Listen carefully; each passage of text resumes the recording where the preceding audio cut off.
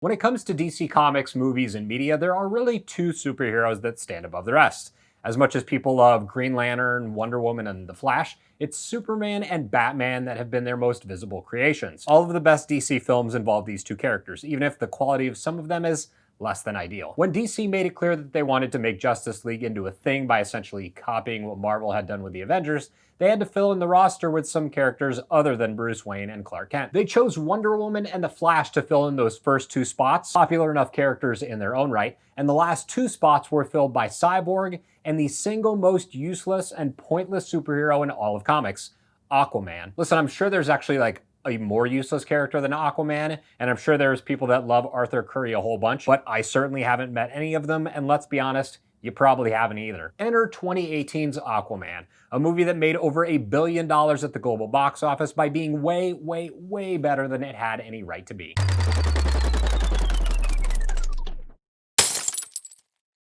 Thank you so much for checking out the video. Before we get started, subscribe to the channel and click on that notification bell so you know whenever I post a new video. Of all the movies in the DCEU, that's the recent DC movies, Aquaman is far and away the most entertaining. While it's not going to blow you away with a revolutionary story and award-winning performances, it's going to provide you with the most visually engaging and just plain fun film that DC has made in decades. Director James Wan, who's most well known for starting out the Saw series in 2004 with the first film, throws nearly everything at the wall in the hope that it sticks, and for the most part, he is largely successful. When Aquaman first appeared in Batman vs. Superman, everyone was surprised to see this guy playing this guy. While he certainly wouldn't be the first person I would think of casting, Jason Momoa appears to be enjoying it from start to finish. Starting us off in the mid-80s, the film introduces us to Arthur's father, Tom, a lighthouse keeper who rescues Atlanta, the Queen of Atlantis, when she crashes ashore outside his home. They do that thing that people sometimes do, which is fall in love and make a baby. And not just any baby, but a baby that will grow up to be the Aquaman, a superhero who can talk to fish and do stuff in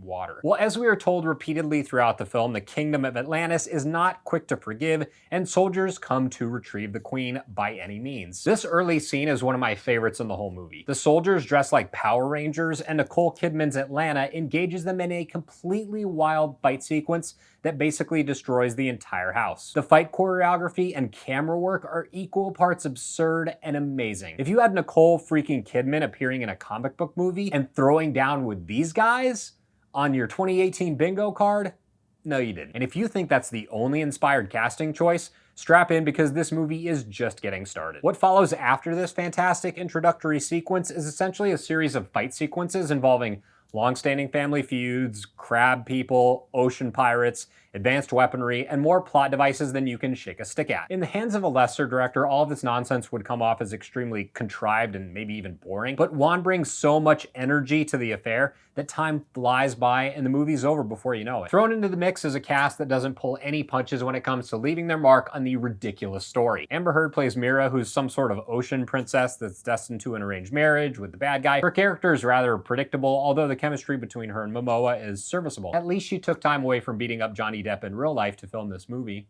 William Dafoe plays Vulko, an Atlantean advisor and mentor to Arthur. This is typical work from this veteran actor. Dolph Lundgren plays King Nereus, Mira's father. I actually did a double take in the theater the first time I saw it. Is that who I think it is? This is amazing. A fun little aside on Dolph Lundgren. In 2009, 3 burglars broke into a house. They tied up the woman inside and were going to rob the place. Then they saw a picture of her and her husband. Yeah, they broke into Dolph Lundgren's house and then left as soon as they realized they had made a huge mistake. That story has absolutely nothing to do with this movie. Yahya Abdul-Mateen II plays sea pirate David Kane, who later becomes Black Manta. Because I know approximately jack squat about Aquaman, I knew nothing about this villain, and the movie doesn't really change that. I do know I wouldn't want to run into this bad guy in real life because he just seems crazy. Just like the rest of the cast, Abdul-Mateen gives a performance that buys into the cheesiness of the material. Tamora Morrison, most well known as Jango Fett from the Star Wars prequels, plays basically the polar opposite of that role as Thomas Curry, Arthur's dad. This is a quiet and low-key performance, and like all the others, it's kind of perfect. This movie also contains what is one of my favorite voice performances by any actor in any movie. Not because it's flashy or even all that interesting. I just want to know how they managed to get Julie Andrews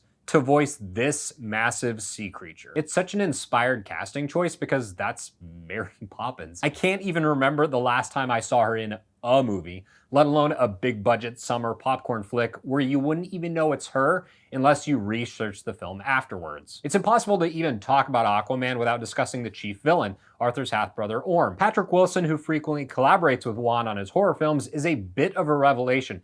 He's known for just kind of playing a guy. You see in a movie and you're like, oh yeah, I recognize that guy from movies. He's not a big name actor, and he's quite possibly the last person I would ever expect to take on a part like this. Fortunately, he did take on the part, and oh boy, how can I put this? Patrick Wilson approaches this role with as much subtlety as dropping a piano on a judge when you get a parking ticket. He never winks at the camera or even gives the slightest indication that he's starring in a superhero film. Wilson's performance is a good glimpse into how all the actors approach the movie and how the filmmakers wanted to portray the story. Everyone from Momoa all the way down performs like they're in a serious movie, while obviously having a ton of fun. I can almost picture them placing bets on who can deliver the most dramatic lines or strike the most heroic poses. As far as DC films go, this is far and away the most enjoyable of all their recent outings. From a shockingly brutal rooftop chase to the ridiculously over-the-top final battle, which involves sharks with laser beams on their heads and the aforementioned crab people, Aquaman leaves nothing on the table. One should be commended for working a miracle with DC's lamest superhero, sorry if you love Aquaman, and the cast should be applauded for throwing their hearts and souls into a movie that has no business being this entertaining. Thank you so much for watching. If you enjoyed the video, feel free to share it. That really helps the channel grow. Make sure to click on the like button on your way out the door and sound off down in the comments. Let me know what you thought of Aquaman, and I'll see you next Wednesday at 9 a.m.